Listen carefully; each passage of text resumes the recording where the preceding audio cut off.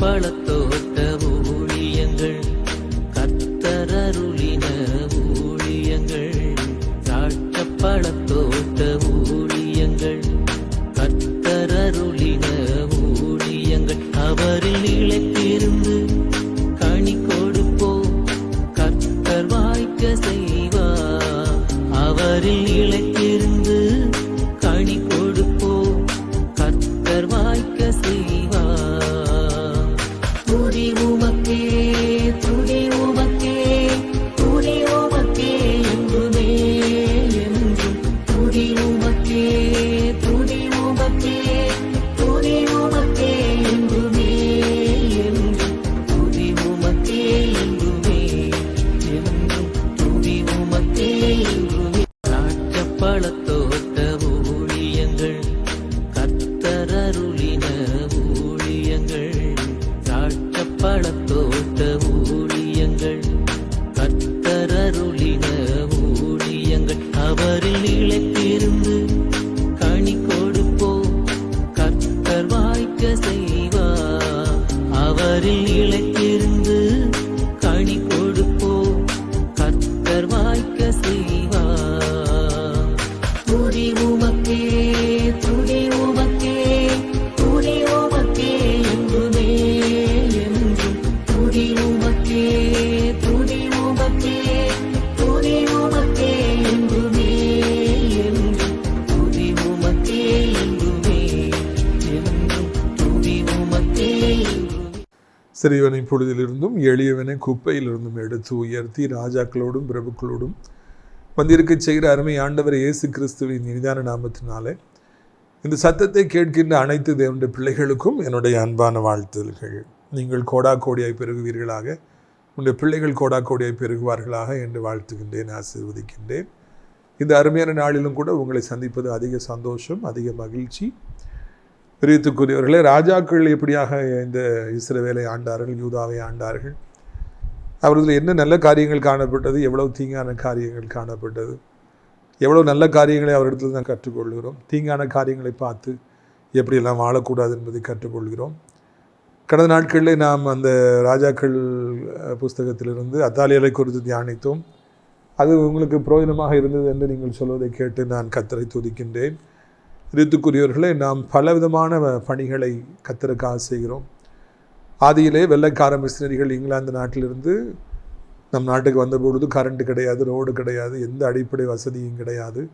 ஆனால் அவர்கள் ஆத்ம பாரத்தினாலே தள்ளப்பட்டு இந்த வெயில் அடிக்கிற பயங்கரமாய் சுட்டரிக்கிற இந்த தூத்துக்குடி திருநெல்வேலிக்கெல்லாம் வந்து அவர்கள் நிறைய ஆலயங்களை கட்டி அநேக மக்களை கிறிஸ்துவுக்குள்ளாய் நடத்தி ஆலயத்தை கட்டி ஹாஸ்பிட்டலை கட்டி ஸ்கூல்ஸு காலேஜஸ்லாம் கட்டி ஆத்ம ஆதாய பணிகளோடு கூட கல்வி பணியும் அவர்கள் செய்தார்கள், மருத்துவ பணிகளையும் செய்தார்கள். அதனால தான் இன்றைக்கி வரைக்கும் கிறிஸ்டியானிட்டி நிற்கிது. நாமும் கூட ஊழியத்தின் முடிவில் எல்லாருக்கும் இலவசமான நல்ல விருந்தை நாம் அளிக்கிறோம். ஊழியத்தின் சார்பாய் மாந்தோறும் ஏறக்குறைய 3000 பேருக்கு நாம் இலவசமாக உணவுகளை அளிக்கிறோம். அது மாத்திரமல்ல, நாம் ஜனங்களுக்காக ஜெபித்து விடுதலையை பெற்றுக் கொடுக்குறோம். முன்ன பின்ன தெரியாத ஜனங்கள் அவர்கள் பிசாசு பிடியில் இருப்பதை கண்டு போராடி அந்த பிசாசுக்கு பகையாகி இருந்தாலும் பரவாயில்லை, ஏசப்பா அழைச்சிருக்காங்கன்னு சொல்லி அந்த ஆவிகளை துரத்தி அவர்களுக்கு விடுதலையை பெற்றுக் கொடுக்குறோம். வியாதிகள்லேருந்து ஜனங்களுக்கு சுகத்தை பெற்றுக் கொடுக்குறோம். அது மாத்திரமல்ல, நாம் இப்பொழுது முதியவர்களுக்கான ஆவிக்குரிய முதியோருள்ள மடைக்கலான் குருவி எனப்பட்ட ஆவிக்குரிய முதியோருள்ளத்தை கேட்டி அது தேவனுடைய மாளிகைக்குள்ளாக என் ஆசிரியத்தில் கேட்டி அங்கே தினந்தோறும் நல்ல நல்ல ஊழியக்காரர்களையும் குருவானவர்களை பெருந்தி குருவானவர்களை அழைத்து கொண்டு வந்து நல்ல செய்திகளை அவர்களுக்கு நாம் கொடுத்து நல்ல 3 வேளையும் சிறப்பான உணவை கொடுத்து அவர்களை நாம் பலப்படுத்தி வருகிறோம். அங்கே இருப்பவரெல்லாம் பரலோகத்தில் இருப்பதைப் போல உணர்கிறார்கள்.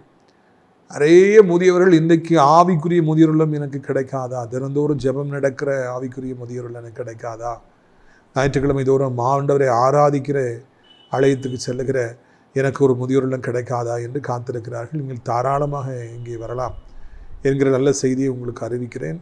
யாராவது அப்படி தேடிக்கொண்டிருப்பார்கள் என்றால் அவர்களுக்கு நம்முடைய ஆவிக்குரிய முதியோருள்ளமாய் அடைக்கலான் குருவியை நீங்கள் அறிமுகப்படுத்த வேண்டும் என்று கேட்டுக்கொள்கிறோம். தீர்த்துக்குரியவர்களே, அங்கே ரோடு போட வேண்டும், காம்பவுண்ட் வால் கட்ட வேண்டும், நிறைய பணிகள் இருக்கின்றன. இம்மட்டும் நமக்கு உதவி செய்து வருகிற ஆண்டவர் இனிமேலும் உதவி செய்யும்படியாக நீங்கள் அதற்காக தினந்தோறும் ஜெபிக்க வேண்டும் என்று உங்களை அன்போடு கூட நான் கேட்டுக்கொள்கிறேன். பிரியத்துக்குரியவர்களே, இந்த வாரம் நமக்கு சென்னையிலே வைத்து பல்லாவரம் பம்மல் ரோட்டில் இருக்கிற முத்தமிழ் நம்பர் பஸ் ஸ்டாப்பில் 4வது தளத்தில் இருக்கிற சியோன் காம்ப்ளெக்ஸ் மாடியில் வைத்து அடியார் உங்களுக்காக காத்திருப்பேன். கூட்டத்தின் இறுதியிலே உங்கள் யாவருக்கும் அடியார் தனித்தனியாக ஜெபிப்பேன். இயேசு உங்களுக்கு விடுதலை கொடுப்பார், புது வாழ்வு கொடுப்பார், உங்களை ஆசீர்வதிப்பார். அதை போலவே சகோதரர் மங்களராஜ் மற்றும் குழுவினர் நல்ல சிறப்பான ஏற்பாடுகளை செய்திருக்கிறாங்க. சார் மங்களராஜ் தன் குடும்பத்தின் சார்பாக சிறப்பான விருந்தை உங்களுக்கு அளிப்பாங்கங்கிற நல்ல செய்தியை உங்களுக்கு நான் அறிவிக்கும்படியாக விரும்புகிறேன். பிரியத்துக்குரியவர்களே, சென்னை வாழ்ல ஜனங்களே, நீங்கள் கண்டிப்பாக வந்து இந்த 4வது சனிக்கிழமை கூட்டத்தில் பங்கு பெற வேண்டும் என்று உங்களை அன்போடு அழைக்கிறேன். அடுத்த வாரம் 5வது சனிக்கிழமை கூட்டம் கிடையாது, ஏமாந்துடாதீங்க. கடைசி சனிக்கிழமை அல்ல, 4வது சனிக்கிழமை தான் நம்முடைய கூட்டம் என்பதை நீங்கள் மனதில் கொள்ளும்படியாகவும் கேட்டுக்கொள்கிறேன்.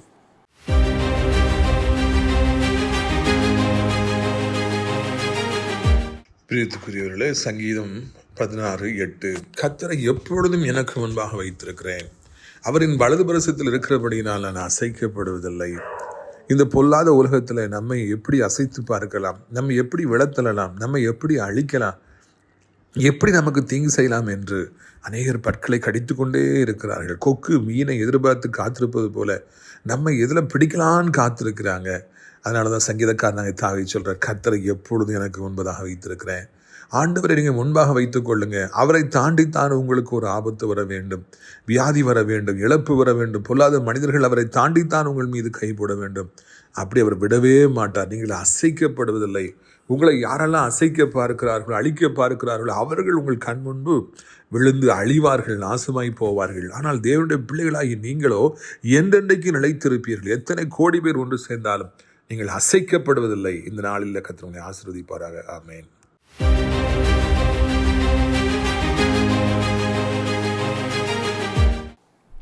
1 ராஜாக்கள் 12வது அதிகாரம் 25வது வசனத்திலிருந்து வாசிக்க விரும்புகிறேன். யெரொபெயாம் எப்ராயிம் மலை தேசத்தில் சீகேமை கட்டி அதில் வாசம் பண்ணி அங்கிருந்து போய் பெணுவேலை கட்டினான். யெரொபெயாம் இப்போது ராஜ்யபாரம் தாவீது வசமாய் திரும்புகிறதா இருக்கும்.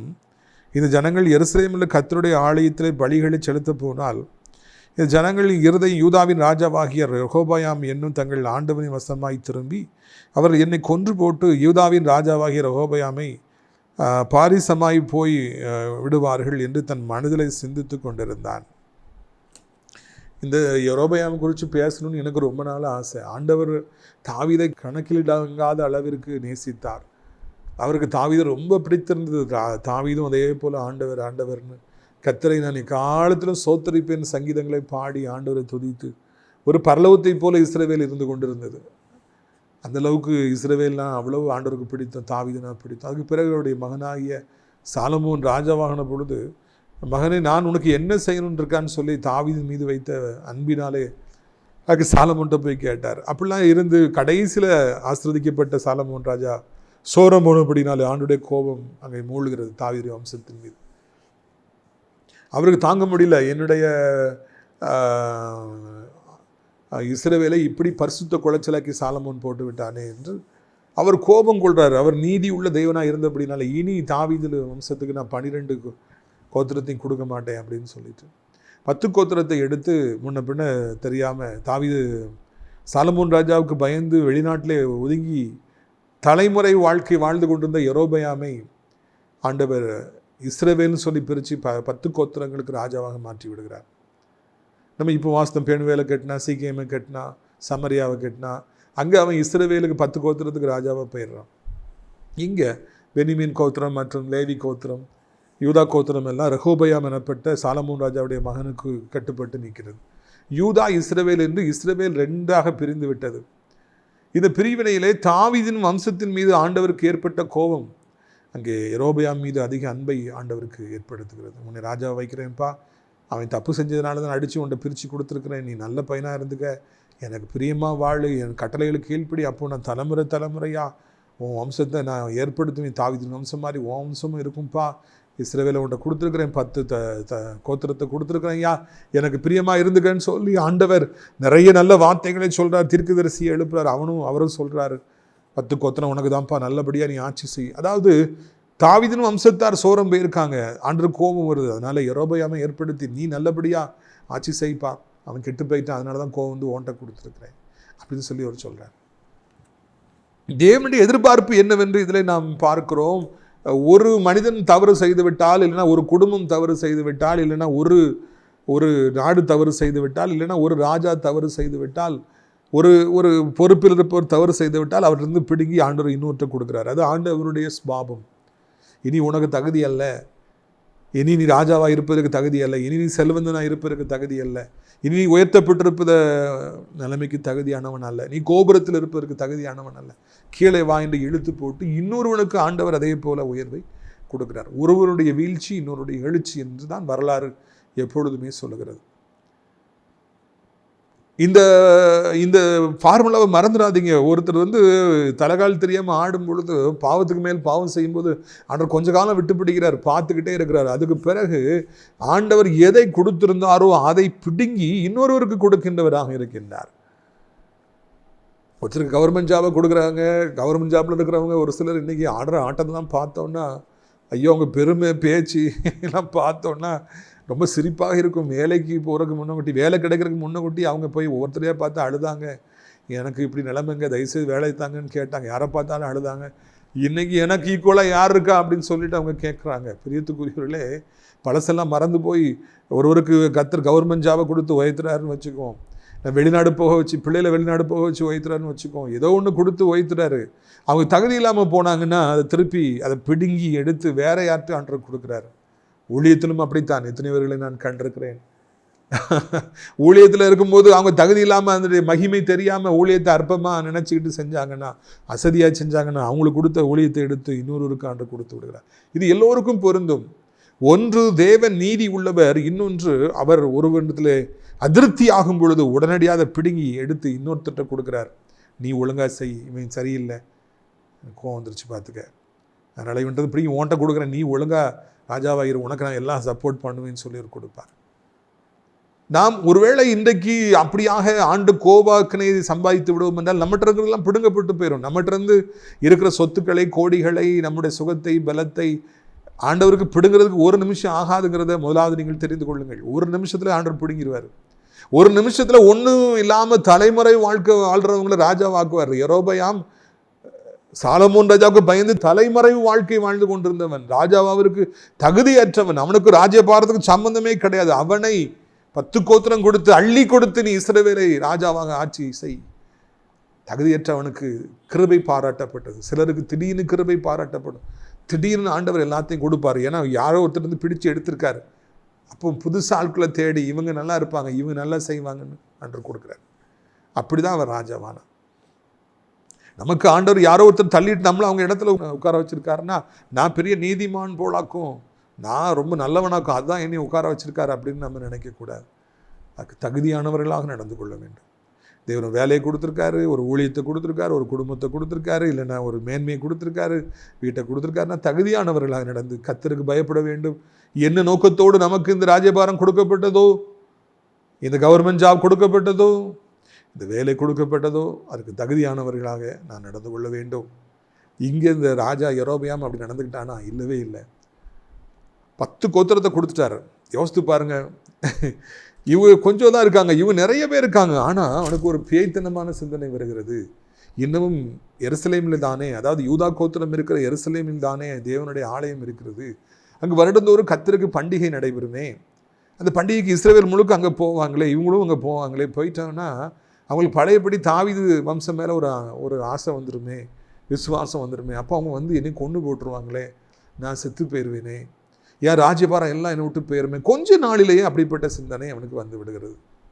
யெரொபெயாம் அவனுடைய பலத்தினாலே, அவனுடைய உழைப்பினாலே, அவனுடைய நீதியினாலே ராஜாவாக மாற்றப்படவே இல்லை. அவன் கர்த்தருடைய கிருபையினாலே ராஜாவாக்கப்பட்டிருக்கிறான். ஆனால் அவனுக்குள்ளே ஒரு பேய்த்தனமான சிந்தனை வருகிறது. கர்த்தருடைய ஆலயத்துக்கு போவார்கள் என்றால் என்னை நீக்கி விடுவார்கள், என்னை கொன்று விடுவார்கள் ஐயா, இது ரொம்ப பயமா இருக்குன்னு சொல்லி அவனுக்கு ஒரு பயம் வருகிறது. சாத்தான் அந்த பயத்தை ஏற்படுத்துகிறான். என்னை ராஜாவாக்கினது ஆண்டவர். ஜனங்கள் எத்தனை முறை எருசலேமுக்கு போய் வந்தாலும் யார் ராஜ்யபாரத்தை யாரும் அசைக்க முடியாது, ஆண்டவர் என் பக்கம் இருக்கிறாருன்னு சொல்லிட்டு அந்த ராஜா நினைத்திருப்பார் என்றால், யெரொபெயாம் நினைத்திருப்பார் என்றால் இவ்வளவு நலமாக இருந்திருக்கும்.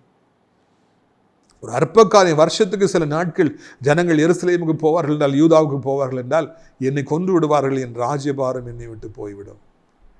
கடவுளிடத்தில் போய் கேட்க வேண்டும் என்று நினைக்கவில்லை. தன்னை யார் ராஜாவாக்கினாரோ அந்த ராஜா, அந்த பரம ராஜாட்ட போய் கேட்கணும். தீர்க்கதரிசன உரைச்சார், அவர்கிட்ட போய் ஒரு ஆலோசனை கேட்கணும் அப்படின்னு அவர் நினைக்கல. அந்த பயம் தனக்குள்ளே செயல்படுவதற்கு ஆரம்பித்த பொழுது பேய் முழுவதும் புகுந்து கொண்டது. மிக தவறான பாதைகளிலே அவர் செல்ல ஆரம்பித்தார் என்று காண்கிறோம். பிரியத்துக்குரியவர்களே, ஒரு விதமான ஒரு பயத்தை, இல்லாத பொல்லாத ஒரு பயத்தை சாத்தான் ஏற்படுத்தினான். அதன் விளைவாகத்தான் யெரொபெயாமின் வீழ்ச்சி ஆரம்பித்தது. இன்றைக்கு நிறைய பேர் தாங்களாகவே பயந்து கொள்கிறார்கள். தாங்களாகவே மனதில் அப்படி ஆகிவிடும் இப்படி ஆகிவிடும் என்று தாங்களாகவே சிந்தித்துக் கொள்கிறார். ஒன்றும் நடக்கவே இல்லை. எதுக்குங்கிறேன், தானாகவே இன்னைக்கு நிறைய பேர் சிந்திச்சுக்கிறாங்க. ஓ அப்படி ஆயிரும் இப்படி ஆயிரும், இப்படி ஆயிரும் அப்படி ஆயிரும், நமக்கு ஆபத்து வந்துடும். ஒண்ணுமே நடக்கவே இல்லை. அதுக்குள்ளாக என்னெல்லாமோ சிந்தனைகளை சாத்தான் கொண்டு வந்து, பயத்தை கொண்டு வந்து அவர்களை சீரழிக்க ஆரம்பிப்பதை பார்க்கும். என்றைக்கு ஒரு மனிதனுடைய உள்ளத்தில் பயம் வரவதற்கு ஒரு மனிதன் அனுமதித்து விட்டானோ, அவர் கர்த்தருடைய பிள்ளையாக இருந்தாலும் சரி, அவன் சீரழிந்து போய்விடுவான், அழிந்து போய் அநேகரை சீரழித்து விடுவான் என்பதில் சந்தேகமே கிடையாது. கிறிஸ்தவனுடைய பிள்ளை வாழ்க்கையிலே பயத்திற்கு இடமே இல்லை. அதுவும் இல்லாத பொல்லாத பயத்திற்கு அங்கு அனுமதியே இல்லை. இன்னைக்கு நிறைய பேர் இப்படித்தான் சீரழிகின்றார்கள். யெரொபெயாம் மிக சிறப்பான எடுத்துக்காட்டு. போனாங்கன்னா திரும்பி வர மாட்டாங்க, என்னை கொண்டுருவாங்க. அப்படி நடக்கவே நடக்காதப்பா. ஒன்று ராஜாவாக்குனது ஆண்டவருக்கு அது தெரியாதா? வருடந்தோறும் அவங்க போவாங்க வருவாங்க, அது அவருக்கு தெரியாதா? அவங்க போகணும், அங்க போங்கன்னு சொல்றதுதானே உன்னுடைய கடமை. நீங்க எருசலேமுக்கு போங்க, ஆண்டவரை ஆராதிங்க, அவர் தான் என்னை ராஜாவாக்கியிருக்காரு, நானும் வாரேன்னு சொல்றது தானே முறைமை. அதை விட்டுட்டு போனால் என்னுடைய ராஜபாரம் போயிருமோ, என்னை கொன்று விடுவார்கள் என்று நினைப்பது என்ன அநியாயம். மனிதர்களுக்குள் சாத்தான் ஒரு நிமிடத்தில் எவ்வளவோ இல்லாத பொல்லாத பயங்களை கொண்டு வந்து தன்னுடைய கையில் எடுத்து தான் உள்ளே புகுந்து அவர்களை இயக்க ஆரம்பிப்பதை பார்க்கிறோம். ஆண்டவரிடத்திலிருந்து அவர்களை பிரித்து விடுவதற்கும், ஆண்டவருடைய சித்தங்களை அவர் செய்யாதபடி தடுப்பதற்கும், தேவனால் தெரிந்து கொள்ளப்பட்ட தாசர்களை பிசாசுடைய சித்தங்களை செய்யும்படியாய் அவன் தன்னுடைய சித்தப்படி செய்வதற்காய் தூண்டுவதையும் அவன் போராடி கொண்டிருப்பதை பார்க்கிறோம். எல்லாவற்றுக்கும் காரணம் என்ன? பயம் என்கிற வாசல் யெரொபெயாமுடைய உள்ளத்தில் திறக்கப்பட்டது என்பது. நாம் எந்த காலத்திலும் யாருக்கும் பயப்பட வேண்டாம். அப்படி ஆயிருமோ இப்படி ஆயிருமோ என்று நான் கலங்க வேண்டாம். நாம் பொறாமைப்பட்டு விட வேண்டாம். யாரையும் கண்டு எனக்கு போட்டியாக வந்து விடுவார்களோ, என்னை அழித்து விடுவார்களோ, என்னுடைய காரியத்தை எடுத்து விடுவார்களோ என்று நாம் நினைக்க வேண்டாம்.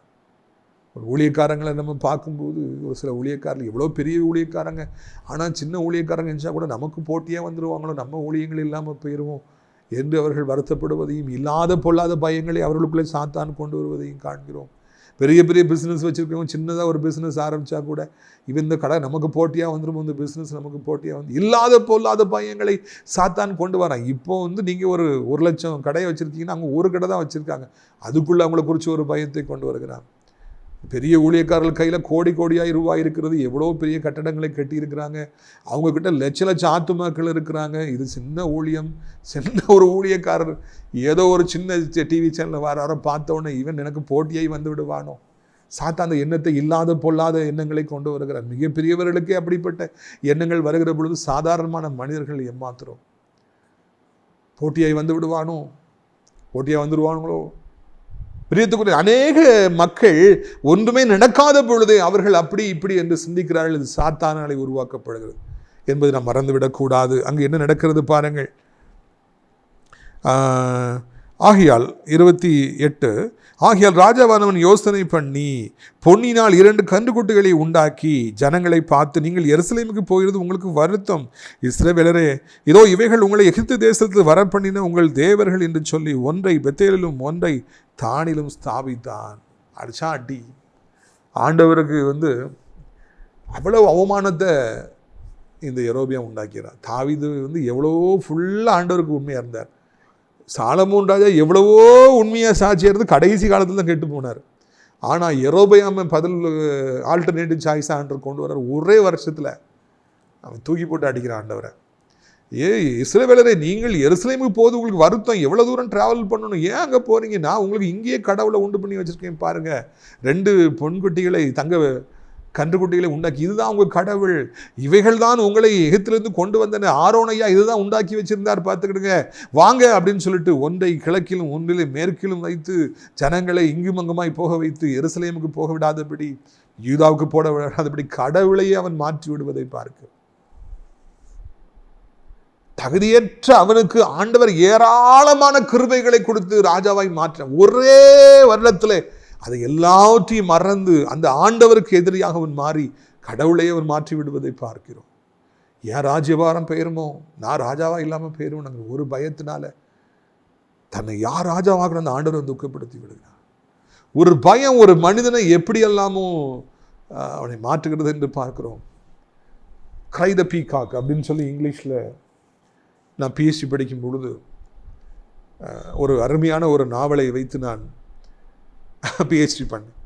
அது ஒரு இந்தியன் உமன் இங்கிலீஷ் ரைட்டர் வந்து மாயாங்கிற ஒரு கேரக்டரை, ஒரு பெண்ணை வந்து ஹீரோயினாக வச்சு எழுதியிருப்பாங்க. அந்த பொண்ணு ரொம்பவும் அட்வென்ச்சரஸாக இருக்கும், எல்லாத்தையும் அனுபவிக்கணும்னு நினைக்கும், இயற்கையை ரசிக்கும், எல்லாரும் ஹெல்ப் பண்ணணும்னு நினைக்கும். ஒரு விசை கரடியெல்லாம் அந்த வண்டியெல்லாம் குரங்கெல்லாம் பிடிச்சி ரயில்வே ஸ்டேஷனில் கூண்டுகளை வச்சு கொண்டு போகிறத பார்த்து அழும், இயற்கையை ரசிக்கும். கடைசியில் ஒரு கணவன் வருவான், கணவன் இவளை புரிந்து கொள்ளவே மாட்டான், அரசியலில் ரொம்ப முக்கியத்துவம் காமிப்பான், அரசியல் காரியங்களை குறித்து அவன் குடும்பத்தில் பேசுவாங்க.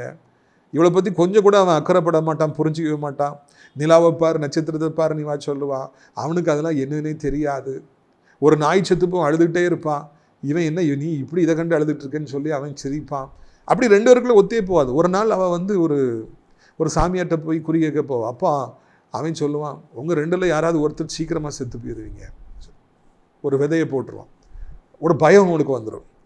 அப்போ அவன் யோசிப்பான், நம்ம செத்துனோமோ அல்லது புருஷன் சாவானோ, யாராவது ஒருத்தர் சாகணுமே. இது எவ்வளோ ஒரு பெரிய ஏமாற்று வேலை என்று அந்த மாயாவுக்கு தெரியாது. அவளுக்கு நாளுக்கு நாள் அது என்ன வலுப்பட்டுக்கிட்டே இருக்கும். நம்ம செத்து போயிடுவோமோ, நம்ம சின்ன பிள்ளை, புருஷங்காரன் வயசானவன், அவன் செத்தா கூட பரவாயில்ல, நான் முதல்ல செத்து போயிடுவேனோ, யாராவது ஒருத்தர் செத்து போயிடுவாங்கன்னு சொல்லியிருக்கானே ஜோசியக்காரன் அப்படின்னு சொல்லிட்டு ஒரு நாள் திடீர்னு சொல்லிட்டு மெத்தையில் அடிக்கும் பொழுது கணவரை கீழே தள்ளி கொலை செய்து விடுவாள் மாயா. அவள் ஏற்கனவே நிறைய குழப்பம் அந்த திருமண வாழ்க்கையில் இருந்தது. ஆனால் இறுதியிலே அவள் தன் கணவனை கொலை செய்து விடுகிறாள். இப்படியாக அந்த ஸ்டோரி முடியுது. கடைசியில் பார்த்தா அவளும் அவள் கதையும் முடிஞ்சு போகுது.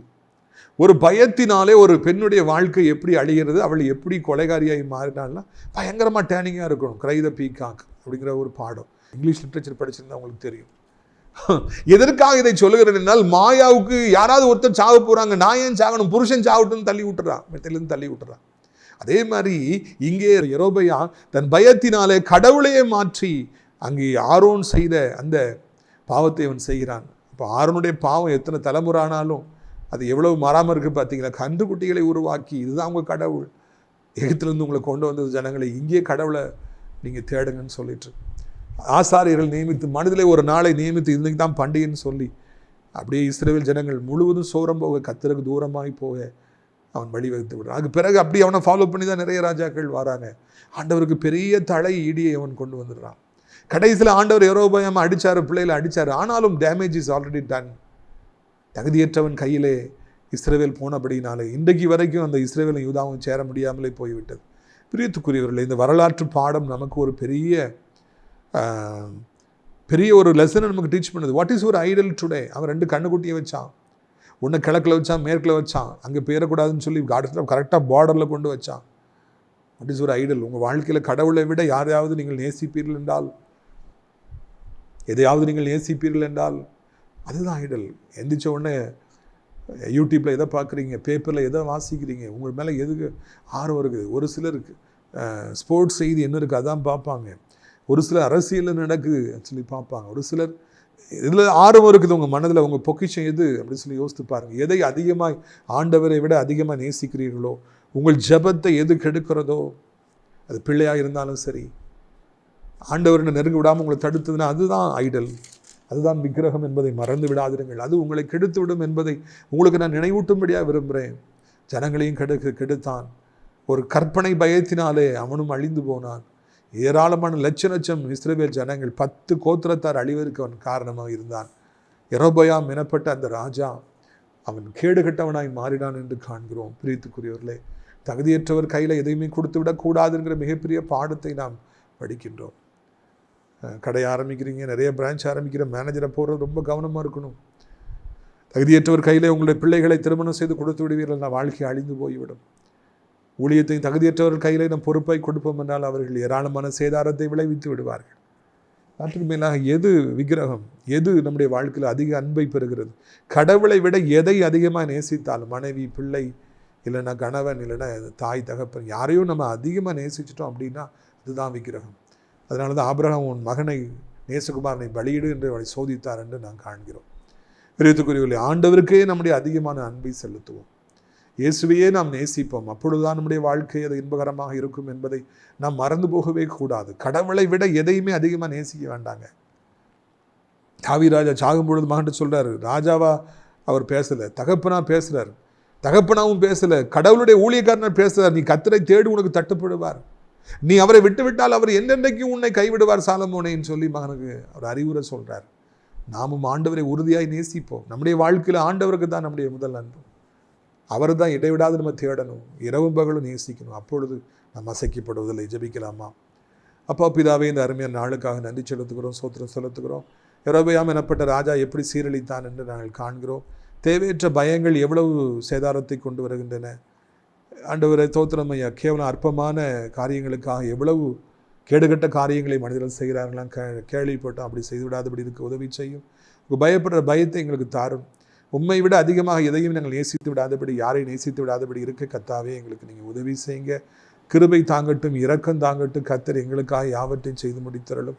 வானத்தையும் பூமியும் படைத்த கர்த்தருடைய கண்களில் இரக்கம் கிடைக்கட்டும். ஆண்டவரே இந்த அருமையான நாளிலும் கூட ராஜாவே சோத்திரம் ஐயா, வியாதியஸ்தர்களே எங்களுடைய எல்லையில் இருக்கக்கூடாது, இஸ்ரவேலில் இருக்கக்கூடாது, குடும்பத்தில் இருக்கக்கூடாது, சர்ச்சில் இருக்கக்கூடாது. ஆண்டவர் எங்கள் நண்பர்கள், எங்களுக்கு பிரியமானவர் யார் வியாதிப்பட்டிருந்தாலும் அவர்களுக்கு வியாதியிலிருந்து விடுதலை தாரும். Sugar, pressure, cholesterol, urea, creatine எல்லாம் நார்மலாக இருக்கட்டும். எதுவுமே அதிகரித்து விடாதபடி காத்துக்கொள்ளுங்க. ஆண்டவர் ஹார்ட் அட்டாக் வந்து விடாதபடி காத்துக்கொள்ளுங்க. ஸ்ட்ரோக் வந்து விடாதபடி காத்துக்கொள்ளுங்க. விபத்து, நாச, மோசங்கள், சடிதியில் மரணங்கள் வந்து விடாதபடி காத்துக்கொள்ளுங்க. வாலிபத்தின் பாவங்களில் சிக்கியிருப்பவர்கள், பைக்கு வேகமாக ஓட்டுற வாலிபர்கள், மொபைல் அடிமைத்தனத்தில் இருப்பவர்கள், பெற்றோர் எதிர்த்து பேசுகிறவர்கள், கெட்ட வார்த்தை பேசுகிறவர்கள், தானாகவே தங்கள் வாழ்க்கையை தீர்மானிக்கணும்னு நினைக்கிற பிள்ளைகள், அப்பா அம்மாவை கீழ்ப்படியாத பிள்ளைகள் எல்லாம் நினைச்சிங்கப்பா. வயதானவர் கீழே விழுந்து விடாதபடி 2 கைகளால் ஏந்தி கொள்ளுங்க ஐயா. பிஸ்னஸ் பண்ணி நஷ்டமாகி ஏராளமான வட்டிகளை கட்ட முடியாதபடி தடுமாறி கொண்டிருக்கிற, வேலை இல்லாமல் இருக்கிற வாலிபர்களுக்காக, வேலையில் நிம்மதி இல்லாமல் இருக்கிறவர்களுக்காக, ஆண்டவரே ப்ரமோஷன் கிடைக்கல, டிரான்ஸ்ஃபர் கிடைக்கலன்னு காத்திருக்கிற பிள்ளைகள் ஒவ்வொருவருக்கும் கர்த்தர் உதவி செய்யுங்க.